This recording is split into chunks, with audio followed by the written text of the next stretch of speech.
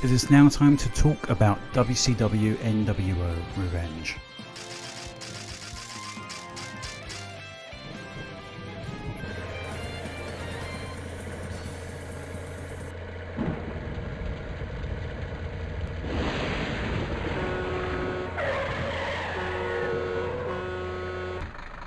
What? The AKI Corporation by this point in time had already proven itself reliable with its previous titles, both made and released in Japan under the Virtual Pro Wrestling title and as WCW vs nWo World Tour, releasing just the year prior. Reviews for the previous title upon release ranged from mixed to moderately positive, so this time around AKI felt like they had something to prove, and prove it they did. Though wrestling titles were never going to receive perfect scores across the board, mainly due to its genre of choice being that of pro wrestling, something already seen as rather niche, WCW nWo Revenge surpassed its previous release in nearly every way. Within a month it became the highest selling console game in North America, winning Console Fighting Game of the Year, and became heavily responsible for THQ's profits in late 1998 and 99. Selling just shy of 1.9 million copies in the US, ranking in substantially among the best-selling N64 games of all time. So where to begin with this title? Well, I've always been interested in the idea of taking any member of the roster and customizing them to join a certain faction, wrestle in street clothes, or just overall have some kind of customization to them. Something that even strikes me as an original concept to this day. Though in the current titles you can edit people's attires and have them wear whatever you want, the fact that this was available in 1998 and continued to be available into 2000, then really wasn't available until 2014, is something so astounding to me. Let's start there and dive into the customization of this massive roster, as we take a look around and get to grips with what we have in front of us. First things first, the roster. There's a really great selection here: WCW White and Black, nWo Wolfpack, Ravens, Flock, and the WCW Mainstays and Imports section. All the stars are here, from Hogan to Nash, Jericho to Malenko, Bischoff to the Steiners, and even Bret Hart's Foundation, having Bret and Bulldog actually feature in 2 games straight for 2 different companies. Craziness. The customization, though very limited, is still excellent to see. Being able to give guys like Hogan, Macho and Sting 3 different attires, and even just having 2 different attires on offer for guys like Cool and Nash is still awesome. Rey Mysterio and Ultimo Dragon are also 2 others who stand out, as they have several different attires on offer here, as they should. Raven even has a crazy shirt around my waist look that he would come to popularise more so in his WWF run. So let's move on to our first couple of matches. First up we have the Giant, following on from every other WCW title I've played, having my first match up against another big guy. It's honestly crazy to see that wrestlers had such sweet intros, but had such weird themes, an obvious limitation of the console at the time. Entrances themselves look great, complete with 2 different images, an entranceway and a ring animation, showing off 2 different sets of animations. On top of that, we even have the wrestler staying in or around the ring during the entrance itself, something else that would be missing for a long time after No Mercy, that made its exit in 2000.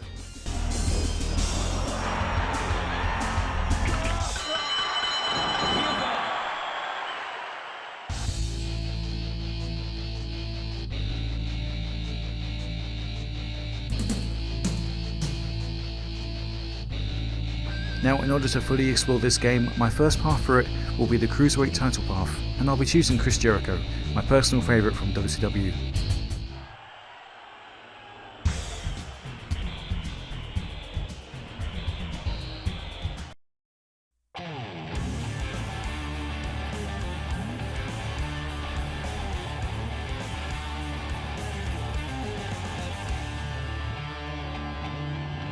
The first match on Jericho's tour for the Cruiserweight title was against Rey Mysterio.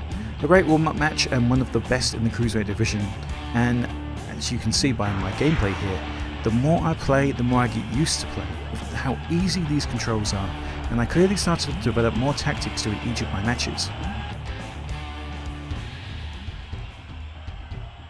I honestly have enjoyed every minute playing up Jericho's heel persona, which feels actually doable in this title. I almost felt like I'd created my own personal story during each of the matches against each of my 9 different opponents. Jericho seems to have different taunts for different ring positions, like for example when his opponent is down, or even when Jericho is rising up from one of his knees. It's possible to execute a taunt. It really does add to the realistic feel of playing one of these titles. Maybe this is what the developers of Warzone were actually going for. After Ray came Psychosis, and this is where I started to get to grips with the finisher moves and learning Jericho's movesets more and more. Up next came Dean Malenko. Despite his high profile feud with Jericho at the time on WCW television, I guess I kinda figured that he'd be later on down the line, but nonetheless, here's my Dean. I left this thing alone for 5 seconds in the dressing room! Who did this to my picture of Dean? Ultimo Dragon came out after Dean once I made the man of 1,000 holds tap. Ultimo gave me a real run for my money, as I used everything in Jericho's arsenal to defeat him, though he busted Jericho open. After him came Eddie Guerrero.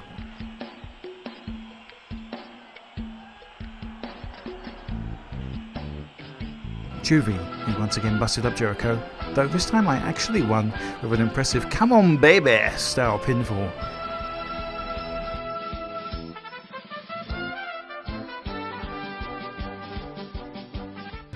Then came Benoit, and I ended up against Kidman, the defending WCW Cruiserweight champion.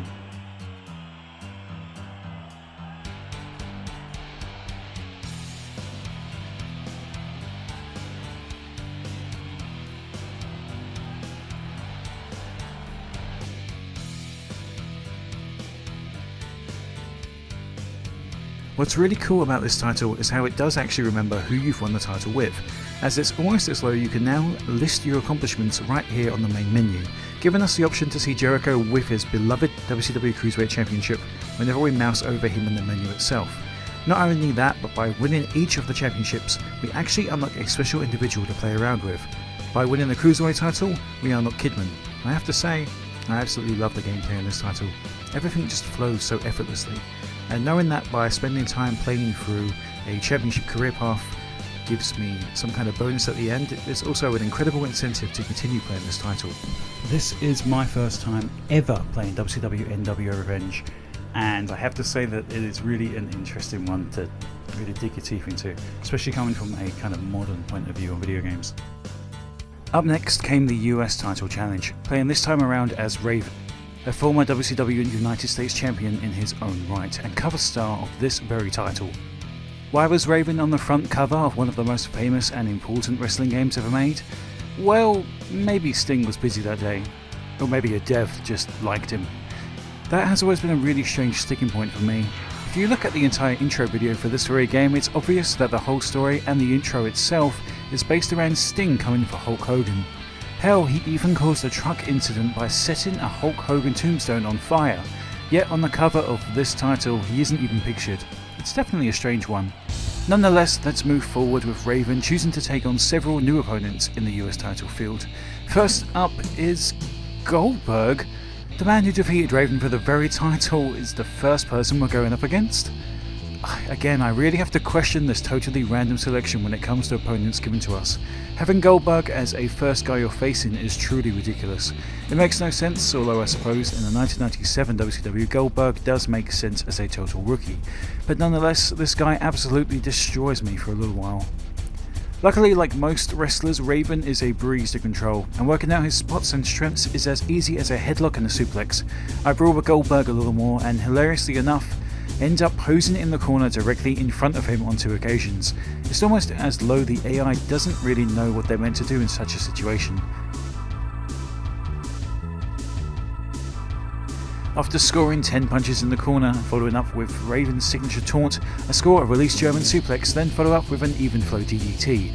Really great animation on this one, shows Raven's variation of the move, throwing himself back first, feet up, just as Raven did so at the time. Raven's next opponent is Kevin Nash, again a crazy choice for a second person to face. Somehow in this matchup I score an even flow DDT at the 1 minute mark, but Nash kicks out early. After building up some momentum, I scored a number of running attacks to Nash as he was down and somehow got a 3 count. I have legit no idea how that happened, but just goes to show the randomness of the matches can come to, which is great. I guess Nash was super weak from the DDT, and after following up and not giving him an opening, he was easily defeated. After Nash came Booker T, Diamond Dallas Page, Bryan Adams representing the nWo, and the Big Show himself, who at this point was of course going by the Giant. Benoit followed, who at this point was an incredible US champion in his own right, and then came Scott Hall. Booker T looks great in this art style, lots of little interesting details from his nose covering to the designs on his gear. Diamond Dallas Page has some excellent entrance pyro, keeps the gameplay feeling different than the rest with his unique moveset. Bryan Adams actually gave an incredible fight here, having a run-in benefit him greatly from Chris Benoit. At one point, Bryan's completely turned the tide of the match, grabbing me and throwing me directly into the turnbuckle at the end of the ring. This caused Raven's head to burst open into a bloody mess, and gave Bryan an opening to score his finishing move. Luckily, I managed to kick out and come back with some offense and close this match up with another small package. After a low blow, I turned the tide on Benoit, and although he tried his best to counter and dodge the even flow DDT, it was of no use as I nailed him with it. Low to my surprise, he actually kicked out. It really is interesting to see how different each opponent feels to fight in this title. Whereas somebody like the Giant and Kevin Nash use a lot of power moves, their style never really slows down the gameplay itself. Whereas somebody like Benoit may try to use several types of suplexes to throw you around the ring. Once you're back in control, it's easy to get into the rhythm of hitting one move after another to pick up the win itself. Benoit took another couple minutes worth of damage and ended up just taking several more shots to the head to finally be down for the count. This time the win coming from a small package.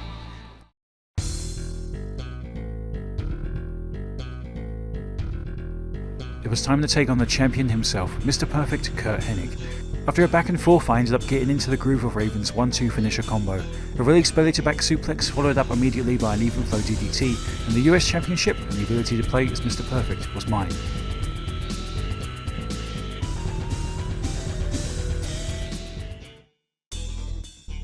WCW nWo Revenge overall looks and plays great. I could understand how at the time the lack of accurate wrestling music and overall absolutely nothing, zero story mode, would drive a die-hard WCW fan to despair playing this title for a long period of time.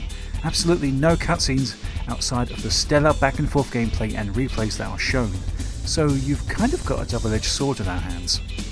What's more important in the long term, gameplay versus story? Well, personally I'd like both, but seeing as 1998 gave us 3 titles with no stories to tell besides those that we make up on the spot during some incredible matches, it's definitely a very interesting time to be a wrestling fan and to play wrestling games. I can see how fans of this title could keep going back to it after all these years, finding the draw of an interesting match could completely shadow over the need for commentary, match types, or interesting music. That is another strange thing that I would assume is carried over from the Japanese side of things. No cage matches, no ladders, no lumberjacks, no tables. And let's face it, if you had played WCW World Tour before this, you may have been rather disappointed to get into WCW nWo Revenge. Weapons mode has been significantly expanded though, with more brutal objects than ever before.